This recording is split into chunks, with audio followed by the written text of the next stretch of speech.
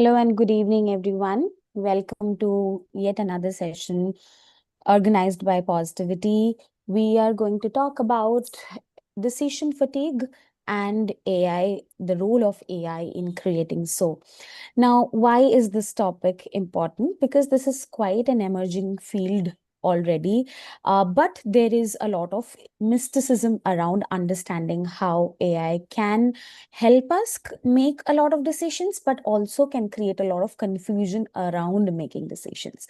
So, experientially, we all might have gone through something like this. Like, I ask for a restaurant recommendation, I ask for a travel recommendation or a buy recommendation, and there are multiple options that are present altogether. Now, some of us can quickly narrow it down, or maybe even further use AI to narrow it down and then pick one. Some of us might get further confused about, okay, what to do now. Maybe I had 3 ideas, now I have 5, and the other 2 are equally lucrative. What to do about it? Some of us are just going ahead and picking any by default, but is it really something that I want? Is it something which is originating from my intellectual abilities or creativity? That is the debate that we are going to talk about. And if some of us are already struggling with some decision making dilemma or fatigue, the term is something that we are going to understand better and help us to learn a couple of new techniques to be able to ensure that this is something that I am deciding, I am taking responsibility, and even though AI is helping me in the research, I am not becoming dependent on it. That is something that we are going to learn, and even more so, a few details and techniques that we can look forward to. Right. So that's the agenda for today. And as we begin, I would like to mention about Positivity, the platform itself. Just give me a moment and I would like to project my screen.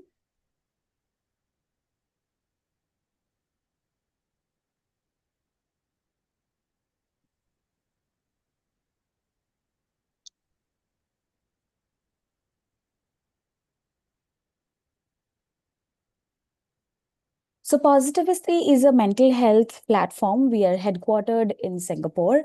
We are an organization operating in 3 significant parts of the world, including the Middle East, Southeast Asia, and India currently.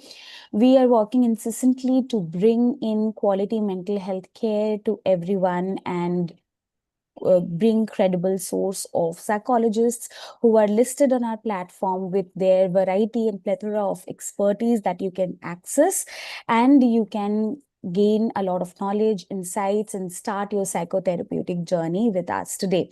So if you are considering that you want to start your mental health journey, without further ado, you can quickly scan this QR on your phones and land onto the page of psychologists that Positivity brings to you, and choose any of the experts to be able to start your journey today. With that, I would also like to quickly go through the services that Positivity offers to our partners, to our mental health organizations out in the B2B market, where we would like to partner up and offer our services as well further. So this is the deck that you can all see. We offer psychometric testing, we offer year 1 evaluation, the whole organization mental well-being assessment, some half-day, full-day workshops, and one-on-one psychotherapeutic online interventions. Now, why are these important? Because employee retention is something which is often quite a challenge for the HR department. In the world of emerging AI, again, there could be a lot of mental health stress around employees to be able to ensure that their skills are still relevant, whether they are upskilling enough, whether they are being recognized for their skills. These can create a lot of stress, and also the emotional aspects. Now, of course, we are human beings, but just because we're in the professional space, it often do not become very easy to keep our emotions aside. Right. So in that case, how to balance it well, how to become more intelligent to be able to emotionally handle the work stress and the personal life balance is something that we help to help the organizations to give that support to their employees and ensure that employees are thriving better and more. Further, we have some interesting offerings like gift a session. Now, mental health can be quite stigmatized in the workplace as well, right? What if my employer gets to know that I am taking a therapy? And why should I even say that I am taking therapy? Why do I need it? Am I weak? There could be a lot of internal struggle before I actually reach out to take help.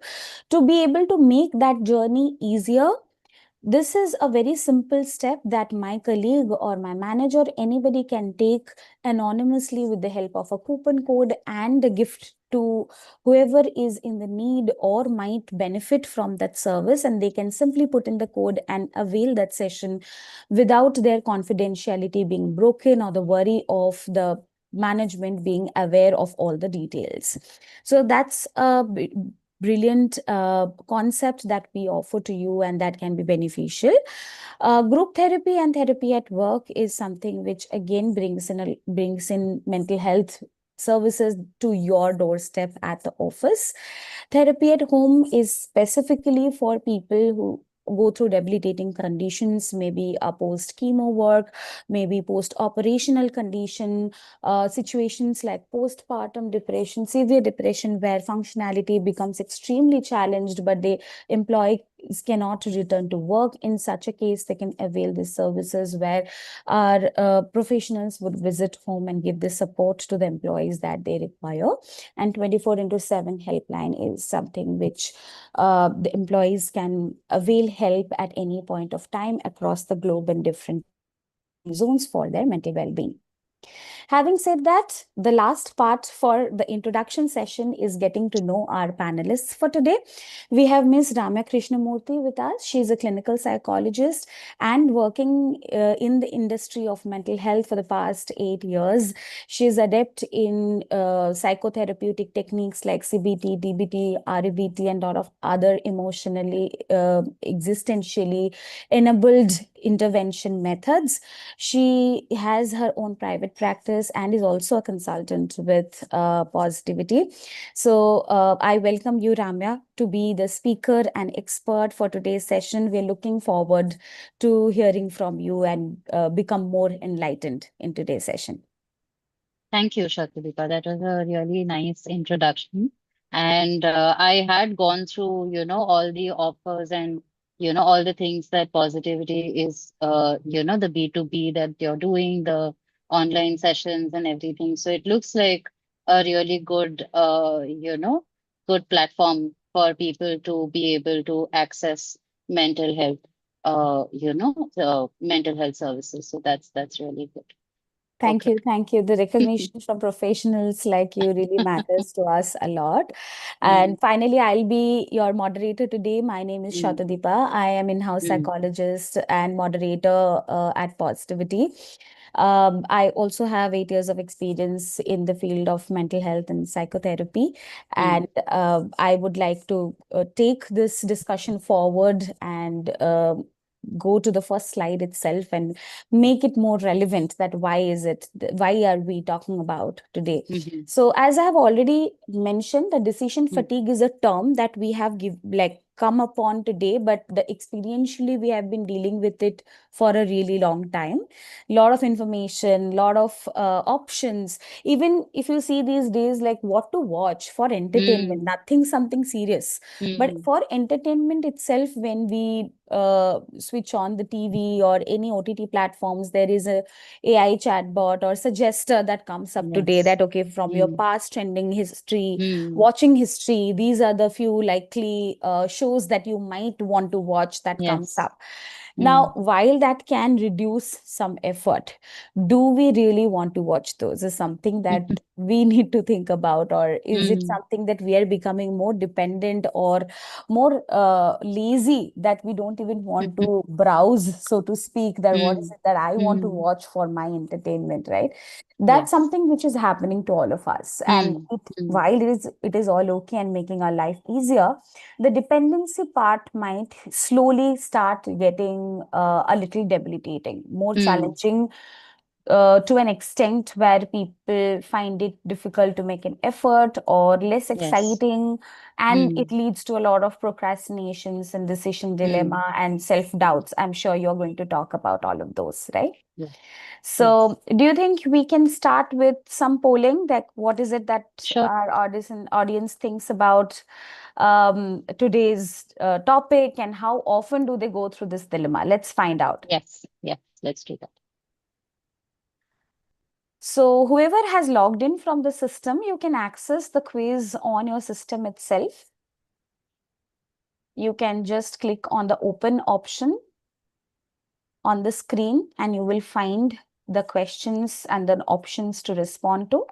The question is, how often do you feel overwhelmed by too many choices in a day? First option is never, second is sometimes, third is often, and fourth is almost always. Also, people who have joined from on your phones, there is a link that has been dropped on the chat box. You might not have the option to directly click on the options from your mobile phone screen. So you have to click on the link given on your chat box to be able to access the question and answer. For now, since only the panelists have responded, we have two responses, and it says sometimes we go through that kind of dilemma. I insist our mobile users to also Mm. click on the link and respond to the question so that we all have an idea about how we are thinking. Right. So, often is also another response that we have got. So, Ramya, obviously, we knew when we were asking these Mm. questions that some of us Yes. find it Mm. quite overwhelming. Sometimes Yes. some of us may find it Mm. quite often. Mm. So, I think it's a good context, good idea, good Yes. insight Mm. for you to take it from here. What Yeah. would you like to say about this? Yeah. So I think, in this day and age, we just have so many options. Even say 15 years back, there would only be these few selections of soap, these few selections of shampoos, these few Mhm. selections of stores you can go to shop. Uh, you know, um, so we kind of, there wasn't a choice overload as such. These days, there are so many choices, and I'm not just talking about different items, but Mhm. like different discounts, different offers. You, if you have this credit card, then you get this much discount. If you have this UPI app, you get this much discount. You have Correct. cashbacks, you have offers. So all of these, but this whole process goes into the decision making, right? So that's what we Absolutely. mean by the abundance of choice. Getting overwhelmed by choices is not only about the number of items that are there, but also what are the other things that you're considering. So all of that, comes into the process of trying to Mhm. come to the right decision or the right thing that we want, right? So I'll just introduce what decision fatigue is. What is Sure. it like before we link it to AI, and how AI is also contributing to this, right? So Right. decision fatigue, it refers to the emotional and mental strain due to an abundance of choice, resulting in the declining quality of one's decisions. So this is exactly what we were talking about. It's not only making the right decision, but even when a person is satisfied at the end of the day that, okay, I made the right choice, the strain of going through the whole process. And when you have to make multiple decisions throughout the day, it adds to the strain. And it becomes extremely exhausting. So this phenomena was experimented, as in it was demonstrated, it was researched on by social psychologist Roy Baumeister, and it was also coined by him. So, can we go to the next slide? Yes. Has the slide moved? No. Just a second. I think it's not responding.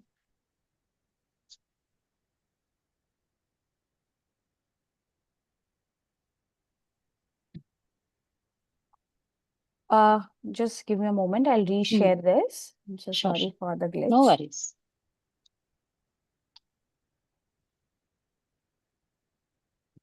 Yeah.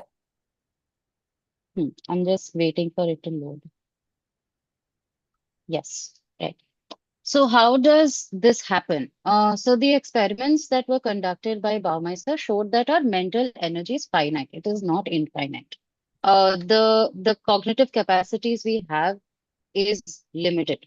As humans, it is limited. So while having many options is a good thing, too many of them can lead to a choice overload. It's called a choice overload because, as I said, there are so many things to consider. So many. We keep wondering whether we made the right choice. What are the things that we compromised for it? Did we really, the trade-offs that we made, was it really the correct one? So that is the whole process that adds to this strain. Decision fatigue is a cognitive shortcut that causes irrational trade-offs in decision making. It emerges when mental resources are depleted after making many decisions. So, what this means is a cognitive shortcut is basically instead of going through the whole process, once the brain is fatigued, once our minds are fatigued, we just go to the basic heuristics. There are a lot of biases that come in. Either we might make the easiest choice, we might make the Yeah. uh, most relevant, whatever looks the best, or it is other things that maybe we don't want to change something. Like we went shopping, we thought we'll change our look a little bit, but then when we got there, there's just such so many choices, so many things. We just think, no, no, I'll just stick to what I know and I'll just stick to Yeah. what I understand. So these kind of shortcuts, this kind of shortcut is what we call decision fatigue.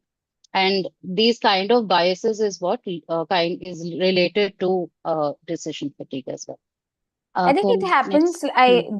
The example that you gave of maybe shopping, or that something that comes to my mind is maybe choosing a food Hmm. option from a menu. Hmm. I might have gone to a new restaurant thinking that I Hmm. want to try something new, but so many names and so many Hmm. different names and so many choices that Hmm. has been offered to Hmm. me, that at the Hmm. end of the day I might just want to take a shortcut of something very simple, Exactly. straightforward, things Hmm. that I've tried before and just stick to Hmm. it. Because So ultimately we also want the best out of, what we are spending, especially when it comes to finances or, other things, the kind of investment we are putting into it. So right. that's why the trade-off comes in, right? It's Is also a it form really of worth it? risk Hmm. reduction, Yes, yes, that's true. right? Uh, Let's move forward. Yeah. So what are the signs of decision fatigue? So there are some signs like, procrastination. Procrastination, like because there are so many choices to make, we might think, okay, I can't do this right now. I'll just do it later. Or, I leave it for later. I don't want to do this. Then there is impulsivity. So I might, because there are so many choices and I don't know what to do, I might just select a random one. I just get exhausted with the whole process. I Yeah. get irritated by it, and I think, okay, I'll just pick the easiest one. Then Mm-hmm. there is indecision. Indecision is when, again, like I said, if I'm going shopping and I think I want to change the way I look, or I change my, fashion style, and but I don't know what to do, and there are just so many choices, so many things to look at. I might just go to the status quo that, if I can't decide on anything, I just say no, or I just stick to what I'm already familiar with. Then there is avoidance, completely avoiding making the decision entirely until, I absolutely have to make it, because that will come at some point, especially when it comes to, important tasks. The all of this avoidance, procrastination, impulsivity, indecision, these are all signs of, our cognitive and mental capacity being strained, and it means that we might be going towards decision fatigue. Along with this, there might be other physical signs, like a person might be feeling more anxious. They might start Mm-hmm. feeling depressed. They might start having headaches. A lot of people, when they feel really stressed and, they are very frustrated with it, they might even have gastrointestinal issues. If prolonged, I'm not saying it immediately happens, but if it's something that a person keeps on, if it's something that they're constantly facing, then this is something, it might be related to some physical, ailments as well. Frequent headaches, frequent stomach aches, frequent tummy upsets. that sort of thing. I think that is a very important point, Mm, because decision making fatigue or constant stress of having to narrow down to something mm, that I have to go forward with mm, is not something which just stays restricted to the mind or mm. the emotional aspect of it. Like you were Yes. mentioning, the bodily toll of it, the Mm, headache, mm. feeling non-energetic, waking up quite drowsy in the morning despite having maybe Yes. 6, 7 hours of sleep, Mm, not mm, feeling like socializing, or after work, I don't feel like mm, I have any energy left to do anything for mm. the rest of the day. All of these Yes. are bodily signs of the fatigue that we are talking about. Yes. Now, a Yes. lot of people might think that this is happening because of, oh, I have work and it is Mm, quite hectic, this and that. mm, But sometimes some people even ask us, I'm sure you must have mm, gotten those questions from clients that mm. my job is not very hectic as such. I just have to Yeah. stay put in one place and do my Mm, work, finish my work. mm, But still, why am I feeling tired? mm. So these somatic Yes. signs Mm. often go very unexplained. Yes. That Yes. uh, Mm, when we are stressed, when we are constantly mm, trying to come to a decision, when we are just getting tired of doing mental work mm, every day, mm. we that can show in our body. And if we don't Yes. talk about it, if we don't address Mm, it, there will be mm, burnout, or we might end up taking decisions which are not mm. really ration driven. You were mentioning Exactly. impulsivity, you Mm, were mm, mentioning that just delaying it for later, mm, or just mm, giving up that no, I can't mm, decide, so forget mm. about it. And I have Yes. seen a lot of times anxiety symptoms severing because of this. Maybe very Yes. Yes. crucial decision. One Mm, case comes to my mind in this context, the person was quite caught between taking a life decision like marriage, but mm, on one side there was familial and parental expectation, and on one mm, hand partner expectation, and both mm, the parties could not reconcile. mm, So, but mm, he could not take either of the side. mm, He could not make mm, a decision. And that continued for a good 6, 7 months. And after mm. which he started showing panic symptoms and Yes. anxiety symptoms, insomnia Yes. symptoms, because Mm, he couldn't take a decision. He couldn't say no to either of the party. mm, And he mm. tried to kind of manage both sides, and there were conflicts every Yes. day, Mm, which mm. eventually showed up in such major anxiety symptoms. Yes. He Yes. then had to move forward Mm, with psychiatric treatment, medication, and mm, so on. So mm. tiny indecision, which we are, giving such Correct. small examples like food, Mm, like mm, shopping, etc., mm. can really escalate to something Yes. serious like this as well. Yes, yes. The smaller decisions that we're talking about is more of a day-to-day kind of strain, which maybe for the most part we are able to do or we are able to kind of reconcile. But as you mentioned, the bigger decisions, Yeah, life-changing decisions, and a lot of times the choices may not always be palatable. It's like sometimes you're stuck between a rock and a hard place. So, it kind of the mental strain brings out physical symptoms like panic attacks or other headaches, migraines, things like that. That in turn also begins to affect your sleep, and it becomes like a loop until they begin to address it either through psychiatric intervention or of course therapy as well. correct. Yeah. So the earlier we detect, earlier we are aware of it, Hmm. we can bring in intervention, right? Yes, yes. All right. Going to the next one. What do we have? Yes. So we have now the consequences. So we were talking about trade-offs, right? Constant trade-offs can lead to reduced willpower to channelize in other important areas of our life. So here I have an example. So one of the experiments that was done, not by Baumeister, it was by another person. Sorry, I don't remember the name right now. But one of the experiments was, the researchers, they gave a choice of different soaps. Now, the usual soap that is given is of a higher price, and then they offered a different choice of soap, which are with a much larger discount. Now, the Right. thing is, they offered this to uh, people of a certain population who were affluent. I don't mean affluent as in extremely affluent, but somewhat affluent. and Hmm. then a more impoverished population. So what they found was the impoverished population, even though the discount was quite steep and it was very less, the whole process of going through trying to decide whether this discount is worth it. Is it really, how is this going to affect my financial budgeting in the future? Because they have to think about every single factor that affects their budget, right? Hmm. So when that happened, even though whether they made the choice or not, whether they chose that soap or not, the fact that they went through this whole process put a lot of strain on them.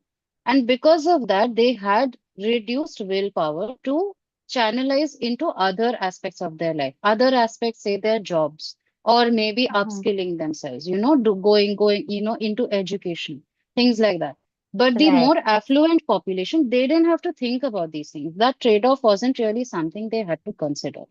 Hmm. So then for them, that decision-making process was not that exhausting. It was not a strain because it didn't matter to them as much.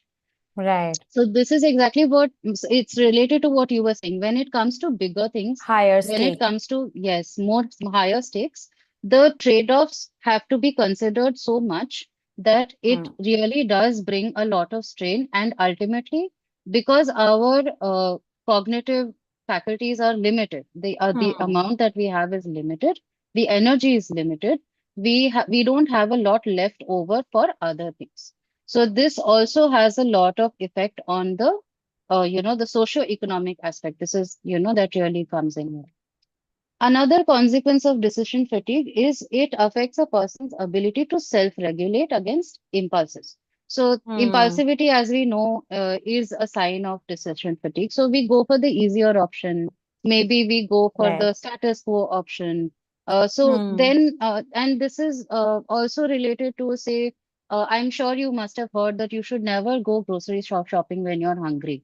Why is Yeah. that? Yeah. Because our brains, it needs glucose to, Yes. To to be able to function. function properly. So Yes. when that is not there, and when we are hungry, and the Hmm. brain is not energized, it is not able to regulate. So then, when there are so many options, you just end up overbuying. You end up buying much more than you need. Maybe you're Yeah. not able to consider it as much because you just don't have the energy for it anymore. So it does also affect a person's ability to self-regulate. And ultimately it leads to poorer decisions. Decisions you might regret later. Maybe you would have thought, okay, I should have considered other things. Why didn't I think of that? So that also, if it happens on a regular basis, it then begins to affect a person's confidence that I am not able to make proper decisions. Actually, Hmm. quite a relevant example, Hmm. I think, over here. Hmm. We do not consider how much our brain is functioning from tiniest to Hmm. tiniest decision Yes. making, like the Hmm. simply picking up one packet and Hmm. considering its nutritional values or Hmm. economic value against Hmm. another packet.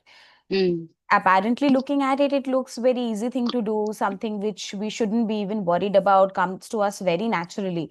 But Hmm. the engine is working, the fuel Yes. needs to run that engine, and engine is Mm, the mind.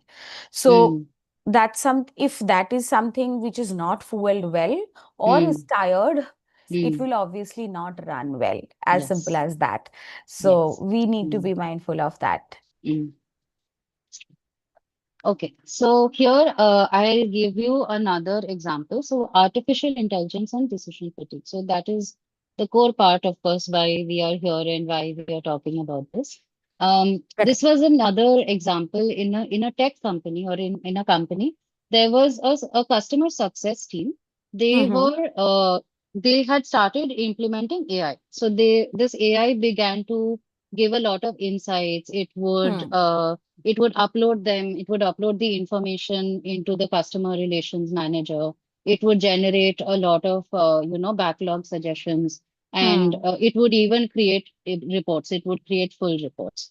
So initially what they found was that it was a breakthrough because it made things so much easier for the managers. They were able to channelize their energy because they had so much time left, so much more energy left. So they were able to channelize it to more creative aspects of their jobs, and they were able to channelize it better. But within a few weeks, what happened was even the more successful and experienced success managers, they found that they were not able to recall much details about their customers. So they had to keep opening the CRM, that is the customer, relations manager, even for small details, about their customers. What is it Hmm. that they would prefer? What is it that they would like? Things that make a person feel connected to their work and their job. So Right. what would happen is even when they were asked to prioritize the backlog, they wouldn't know how to do that. They wouldn't know how to prioritize it because they didn't know where to start. So they were getting a lot of insights, but it was in a very strange way, it was very disconnected. So they began to feel disconnected from their jobs. They felt like even though AI wasn't taking over their jobs, they were Hmm. the ones operating it. But it felt like AI was doing the job for them and they didn't have much to contribute here. So it made them very disconnected. It made them exhausted. It made them feel maybe not burnt out, but definitely, very disillusioned with the whole thing. So it Right. made them feel distanced from their customers and everything. Mm-hmm. So this was, one of the things that, that over reliance on AI, Can and make AI you is feel very growing so much disconnected. faster. Hmm, Right. hmm, And that yes. eventually will Hmm. obviously lead to self-doubt. If Of I feel course. that I am Hmm, doing this, but I don't know hmm, how I'm doing this, where is it coming hmm, from? Do I hmm, even know this to be able hmm. to continue to do this for a long time? Yes. So when Yes. I am Hmm, doing something, hmm, I start identifying it, or identifying myself as somebody who is in possession of that knowledge or that skill. hmm, hmm. But when Yes. that is disconnected, that I'm doing Exactly. this, but I don't know how Hmm, I'm doing this, hmm, that hmm. itself Yeah. is a recipe for Hmm. challenged self-esteem, Yes. reduced confidence, Hmm. not having Hmm. enough identity. And if there's no Yes. identity, then there's no purpose. So Hmm. that will lead to existential crisis, which we Yes. know that is highly Yes. contributing towards poor Hmm. mental health, Hmm. depression, nihilism, constant Yes. negative thoughts, Hmm. etc. Right. Yes. So Yes. it's not just a simple decision making.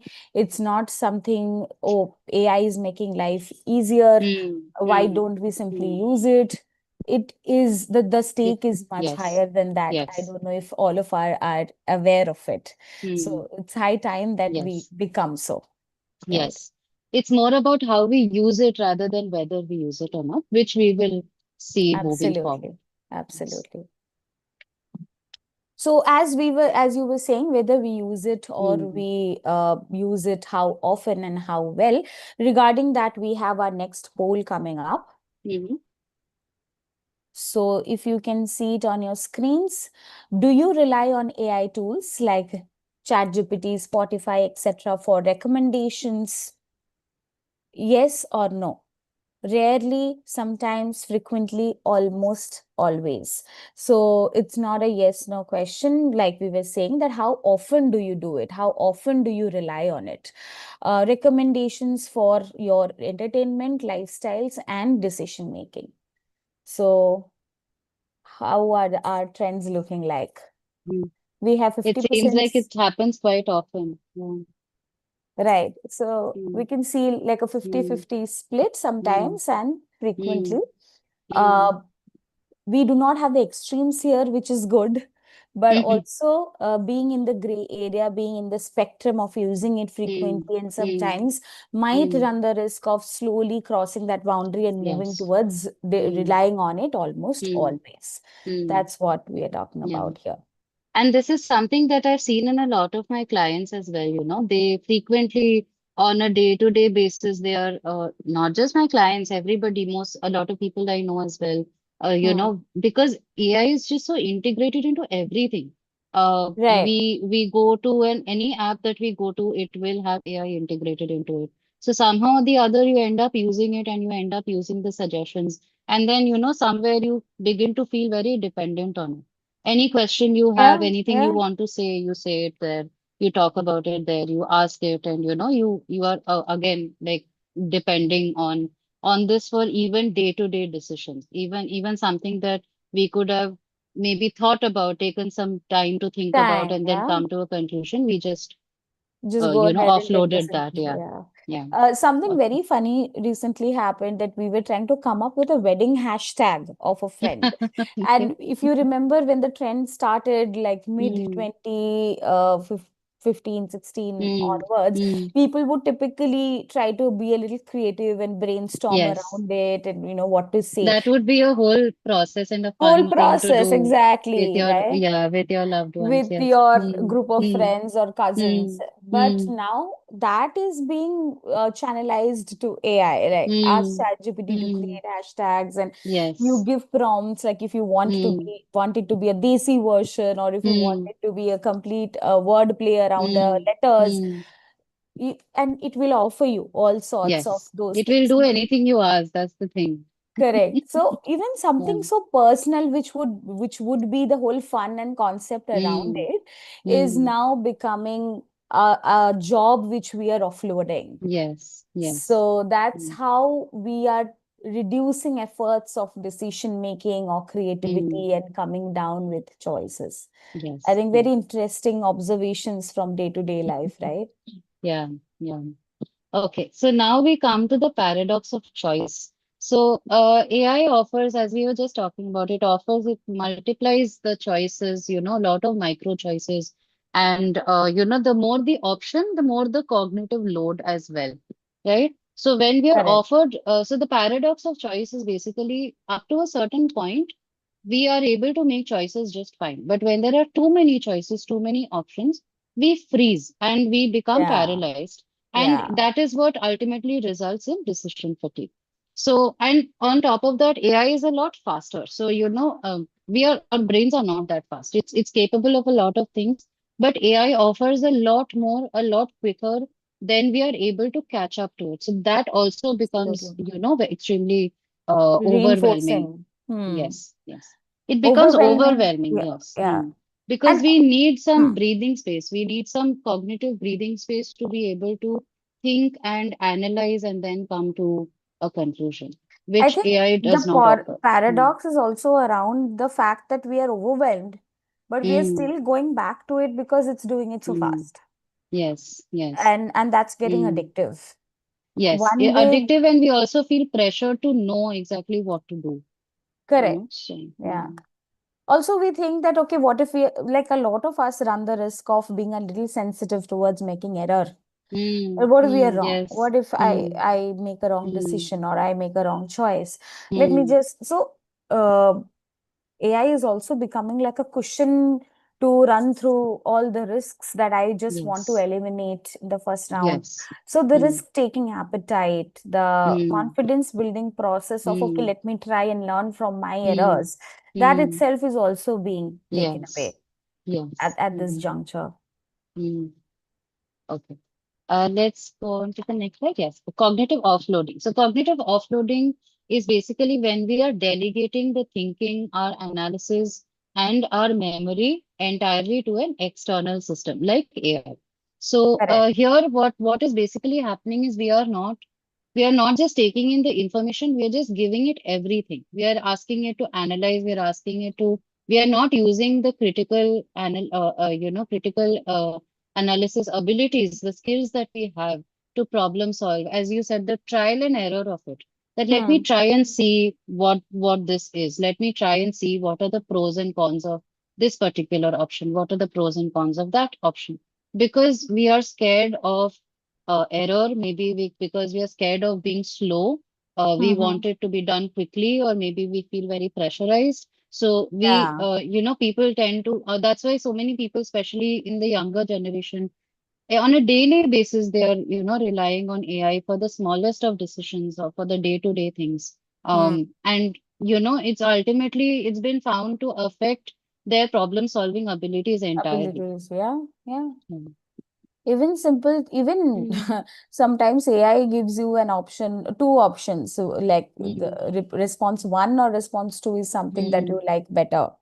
mm, mm, So, on a similar way, we also maybe upload two images or mm, two quick mm. links that we are trying to reference from, read from, or maybe we are buying something, we are pasting the Mm, URLs and asking for a comparative study and asking AI to help us make the decision which one to go for. mm, So, like we were saying, that it is happening so fast, sometimes very mm, efficiently, that we are offloading all those tasks mm. there, and our ability to think on our feet, to be able to analyze, to be able to do our cost benefit analysis, all of those things are Yes, reducing.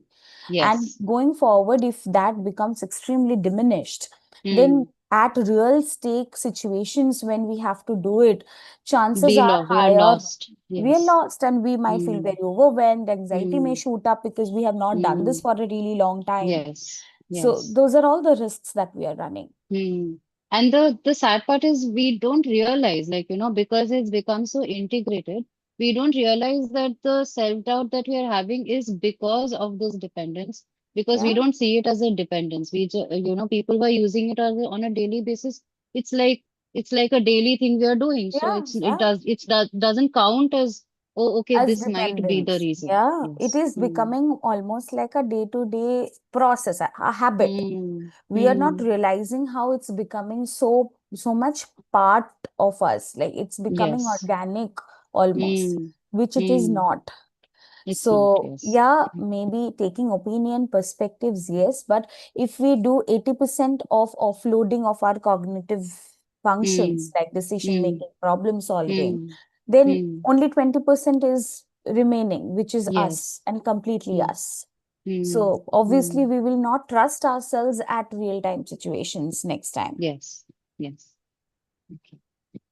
Okay. So let's move on to how, yes, the cost of disconnected brains. Now, this is what we were talking about, that, Mm-hmm. when we give our entire abilities into AI, or, what is it that happens? So first is reduced engagement. These are things. Mm-hmm. Remember the story that I told you about the tech company who had introduced Yeah, AI. yeah. You would see that all of this was there. Reduced engagement. They were not able to engage with their customers, with the clients whom they used to know so well because they've worked with them for a very long time, but they are not able to, remember, or they are not feeling connected to them. Connected There to was them, yeah. emotional exhaustion because they felt like, I'm not doing much. And so what exactly am I Hmm. doing? I'm getting Correct. insights, but I don't know what to do with it because it feels Hmm. so strange. There's a loss of meaning or impact. What exactly am I doing? Did I do this, or, where did this come from? I didn't have to do much. So what was my contribution to this? Lower craftsmanship identity, right? So if I'm not contributing much to this, then can I really see what is the quality of it? I would have ownership of something and I would feel proud of it when I know that I have put in the effort. But Hmm. when Hmm. AI has done everything for me, when it has done 95% of the whole task, is it really mine? It's not, it doesn't feel like mine. I Right. just put in the most basic things and it just gave me something really good. But Yeah. I didn't put in the effort. It's like, AI art these days. It's Hmm. not the same. Artists spend many years just getting to that point where, they can share that art with the world. And then, they have their uniqueness in it. There's so much craftsmanship to it. And they Hmm. feel that connection to their art because they are doing this. But when it Correct. comes to AI art, it's like, it's just an auto-generated thing. Even if you're putting in the prompts, you're just putting in the prompts. You didn't Prompts. actually, Yeah. yeah, you're not actually doing the creative part of it. You're just making the most basic, inputs into it. So then you don't feel as if this is mine, that ownership is gone. Yeah. Yeah. And Then that's what poor, mm, the mm, disconnection that you were talking mm, about.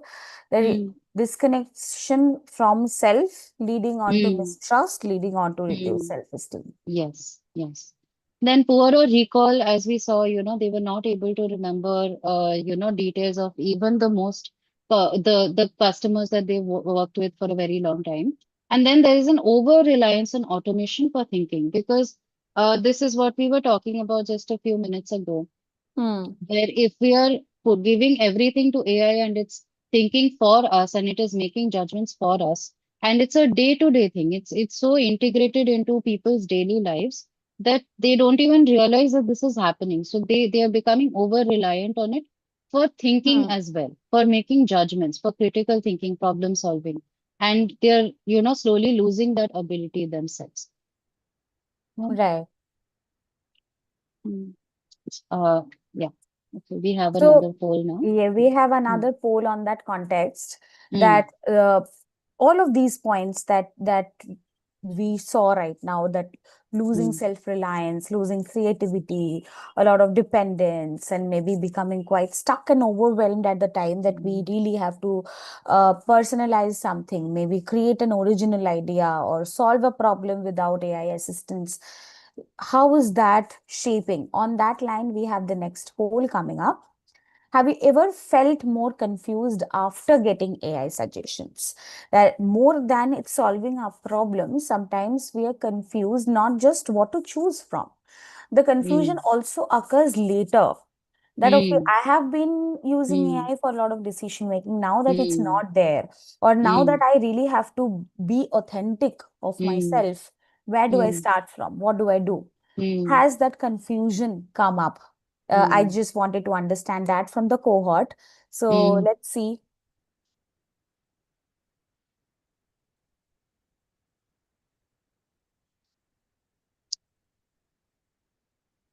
Some are saying often, some are saying sometimes, which means that we are all around Mm, the mm. similar feelings Yeah. somewhere, that yes, we have all experienced that. Mm, That confusion is present, and mm. sometimes the doubt is present.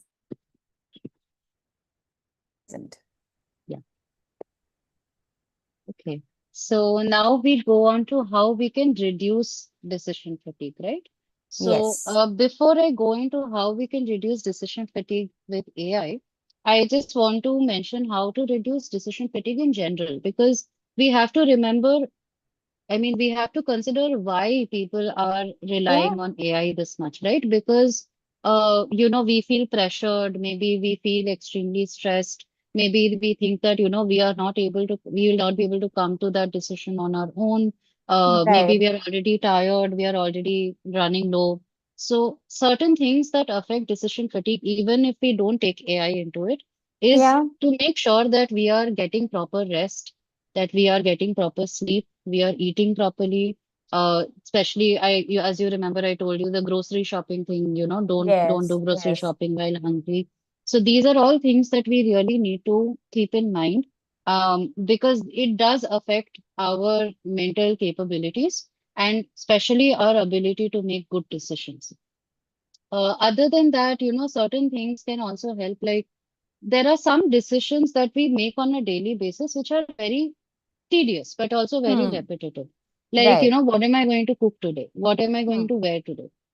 This was an example by President Obama, where of course he was the president, so he had so many big decisions to make. He was responsible for a whole country, all of those things. So what Right. he did was, there was obviously he also has basic decisions to make, like what to wear today, but that's not Yeah. something he can spend a lot of time to do, Time and it's on. ultimately it's Correct. not that important. But it is a routine task, right? So what he did was, he just had a few selections, and he would just, mix and match and wear his suits. So Hmm. it's a very mundane thing, but it's also a very repetitive thing. Now, because it is repetitive, if we spend too much time in that decision making process, it takes away the energy we would have left he would have had left over for the bigger decisions. So these kind of basic tasks he would either automate, in the sense that he would already have it set in some way. So we can think of things like, okay, which chore to do which day. This day we would do XY chores, tomorrow we will do AB chores. Hmm. So this Hmm. day of the week, these chores. So it's already set, it's already done. We don't need to think about it. We don't need to decide on it. It's already there. So until and unless something disrupts it, we don't need to think about it. We just need to go with it. So that these are all certain things, certain strategies that help to reduce decision fatigue in general.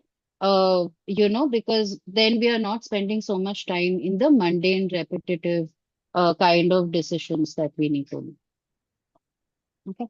I So, think, I mean, a few mm, takeaway mm, is basically take care of your mind, body, mm, nutritionally and mm, rest wise. and bring in more habit and automation, Yes. not just Mm. using AI tools, but also Mm.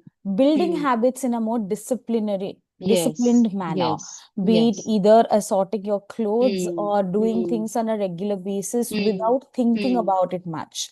For Yes. example, if I Yes. do go for an exercise, if Mm. I think too much about it, or Mm. if I want to ideate around it every day, Mm. or have Mm. different timings and on each day, or have multiple small steps added towards doing it, then Yes. chances are high that I might not reach the goal. But Yes. if I just look at this needs to be done from the discipline aspect and automate it, Mm. that okay, this is my 15 minutes Mm. window, and whatever I do it in this 15 minutes without further Yes. thinking or breaking it down into further Mm. steps, Mm. higher chances that we will reach our goal, and there Mm. won't be any decision fatigue कि आज Mm. ये book करना है Mm. तो tomorrow I'll want to Mm. book that. Mm. That will not come up. Yes, yes. When we are already taking some time to, just put it in into a slot from before, we don't need to think about it. So even when it is even though it is repetitive, we are not wasting our time, and there's that mental load is reduced. That mental load of trying to Yes. decide what we should do next, how we need to do it, what is the sequence of how we need to do it. It's already set, it's already organized. We Hmm. just need to follow that. So that makes it a lot easier and it Easier. reduces the fatigue also. Yeah. Absolutely. So that is in general, but now let's look into how we can reduce it when it comes to AI, right? Correct. So the first one is to protect our core thinking skills. What does that mean? Mhm. So no cognitive offloading. Don't put the entire, cognitive responsibility onto AI. So what we can do is say if we have maybe we are writing a letter, right? We are Hmm. writing an official letter. We start writing it first, write down what you want to say, what are the points you want to write, what is it that Yeah. is important, and then let AI polish it up. It will Correct. maybe correct the grammar of it, or it will make it sound more official. All of those things will be there. So, but if we give it the entire A task, responsibility. yeah, then again we are losing out on our own skills, and our own cognitive faculties begin to become very blunt. Um, so then next is dividing tasks based on strength. So that means let AI handle the repetitive work. Mm-hmm. You save your energy for the more creative things, right? Right. So repetitive work, like, as I said, maybe you can keep it for like seeing maps. That's a repetitive task. You don't need to think much about it. Or, Mm-hmm. you have maybe like basic routine scheduling kind of things. You just put in the data and it will just write the schedule for you. So you have Right. the mental faculties left to do the more creative things, Creative work. to Yes. make the more important decisions. So when it is more Mm, about deciding what mm, needs to be done, that mm. is something that we have to be We us. have to do. Yes, yes. Then next is structuring or making it much Fine more tuning. Yes. finer, or Mm, putting it in mm, a table and things like that. mm, mm, That is something which we can mm, hand over or offload to the AI. mm. Okay. Do we Yeah. have a question? Yes. Sometimes you feel confused and need someone's advice or help, but you think people will judge you. So you choose something that can't judge you. Mm, Yes. mm. Would you like to Yes. respond to that, Ramya? Uh-huh. So see, this is something that a lot of people experience, where they think that if we go to people for advice, or if we tell them about this problem, they're going to judge us, they're going to think badly of us, or it's going to ruin our reputation. But that's the thing. We need to rely on human connection, because if we rely on AI to solve our problems, Mm-hmm. initially, this is a very common thing which is happening now. A lot of people are going to AI for their personal issues. They're going to them, for talking about their problems. Maybe they feel lonely. Maybe they feel confused. Maybe they are grieving something, and they think, okay, let me put it in AI or Chat GPT, because it will and initially it does provide a lot of comfort. Maybe it gives some pretty good suggestions. But the thing is, we don't know where it is bringing those suggestions from. It's not always from proper reliable sources. It comes from many different kinds of sources, and eventually it begins to only tell you what you want to hear. So Yeah. that is the main that is when it becomes dangerous, because when you talk to another person and you're talking about your problems to another person, yes, maybe there is a risk that this person may not understand, or maybe they don't have the experience in what you're talking about. I'm not talking about professional help. I'm talking about going to our friends or family or our loved ones. But it might be better to do that, because then it's not an echo chamber. They are not only telling you what you want to Yeah. hear, they will tell you, they might be able to give you good advice, or even they might even be able, they'll just be able to support you or hear you out. But say if you go to a professional and you're going to a therapist and telling them about this problem or these issues you're having, that is when they are coming with so much knowledge. They're coming with their own critical thinking abilities, and they are able to help you and put it forward and tell you, these are the things that are going on, and we can help you process it. It's not an echo chamber. They will not only tell you what you want to hear, and that is what makes the difference between that human connection and going to AI for this. So yes, while we might be scared that there might be judgment, maybe we can see it as, okay, if this person is going to judge me for this problem, then maybe this person may not be right for me, but I will still find somebody who will be there for me. That is still better than consistently going to AI with our personal problems. Absolutely. I think that's a very comprehensive answer to the question that we had Hmm. at hand. Any points that are left for you to cover? Because I think we were Huh. discussing the intervention part, right? We just have one more point, I think. Right. Thank you, Meg. Um, Yes. So another thing was to validate. So as I said, AI often gives us suggestions which are not all which are coming from many different sources. So the advice that it gives or the answers that it gives, we need to see it as suggestions, or we need to validate the accuracy of them. Uh, we need to find out whether it is actually correct, how far it is correct. So again, not offloading the entire thing onto AI. We take the answers and then we sort it out Validated. ourselves. Yes, we have to validate them as well. We need to see them as predictions, not as the truth, not as the entire absolute objective truth. I think this is something where the younger generation or younger Mm, users are mm, finding it difficult to draw a boundary. mm, I was hearing from a teacher that mm. students use a lot of ChatGPT or Gemini-driven Yes, information in their work or in their yes. project, and Mm, where to draw the line. Direct copy paste or direct referencing, mm, just taking information from somewhere and putting it in mm, nearly not so relevant question that they have been asked can be mm, risky. They are mm. a they're not learning due Yes. credit or due referencing Mm, style, which can lead mm, to plagiarism later, which mm, is mm, unethical. mm. Secondly, the creativity of problem solving, Yes. structuring, researching, Mm, thinking about how to write an answer which makes it yes. different for me Mm, as a mm, student and that helps me mm. learn and grow further. Yes. That is completely Mm. gone. Everybody ultimately gives the same or very similar answers. So if Correct. there's not a lot of variety, there's not a lot of individualism in the thing. And that's what ultimately takes away your identity, because, we need to learn to challenge things. We need to learn to, put in our individual opinions and our individual, let it be wrong, whatever it might be. But that is where confidence comes from, to be able to Exactly. resolve those problems ourselves, or put our opinions as well, instead I of think putting it into a system where it just gives the generic answers.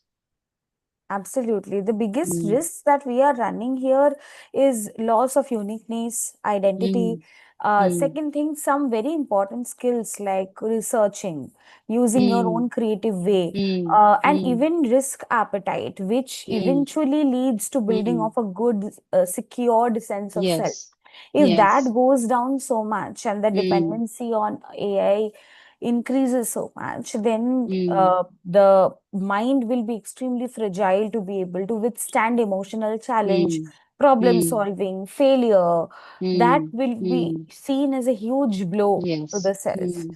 And Hmm. it will bring in new forms of problems that Hmm. at the first place we were trying to avoid. So Hmm. in Yes. order to avoid small errors, we end up in Hmm. something much bigger, which has Hmm. bigger consequences. Yes. So let's take the responsibility of using Hmm. AI in a way which is Hmm. Hmm. supportive, but not Hmm. something that kills my originality, Exactly. takes away my Hmm. skills, and takes away my Hmm. confidence. Yes. Yes. That's right. So All I think right. I have Yeah. covered all the points of how we can reduce decision fatigue with AI, and I think you summarized it very well also. Mm, Thank you. Thank you. So, with that, we have come towards the end of the webinar. If you have mm, any other questions, feel free to drop it in the chat box. Any comments, any thoughts, we welcome that as well. And while you do that, this is a quick reminder of all the socials that we are present at.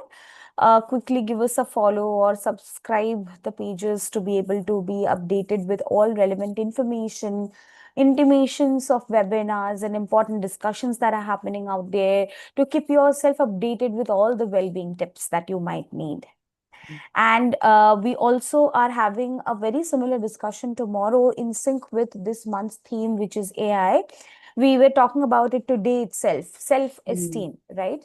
So mm, that is something which is still running the major risk of excessive usage of AI. Now, with that, the workplace, the employees who are running the risks of maybe finding their skills become redundant because of AI usage is a new plague that's coming up. mm, So we are talking about that tomorrow, that how to ensure that you're still feeling confident in a changing workplace where AI seems like a threat or quite a substitution to your skill. How to still mm, find yourself relevant, feel confident, and move ahead with a lot of upskilling. That's what we are going to discuss tomorrow. So if you have mm. not joined and registered yet, you can use this QR to join us to register yourself and be a part of that discussion tomorrow. Okay. Yes. Palaksh, can you launch the feedback poll for us? Sure, ma'am. Ramya, any thoughts from your side before we log out today? No, I think we covered it all pretty well. And as you know, as we have seen, AI is becoming, more and more relevant in our lives, and it is coming into our daily life quite a bit. So we need to be more responsible. We don't need to be scared of it, but we do Mm-hmm. need to see it as a tool that can help us without becoming so reliant on it. Because at the end of the day, that intelligence is artificial. It is not original. We have our original Absolutely. intelligence. So we need to value that and use that as a tool instead. Absolutely. I think just the right words at the end of the webinar. Thank you so much. And Thank thank you. you, Palaksh and team, for Mm. supporting us so well. A lot of gratitude towards that support, I think. And have a great weekend ahead. Thank you. You all take care. Thank you so much for having me. Bye bye.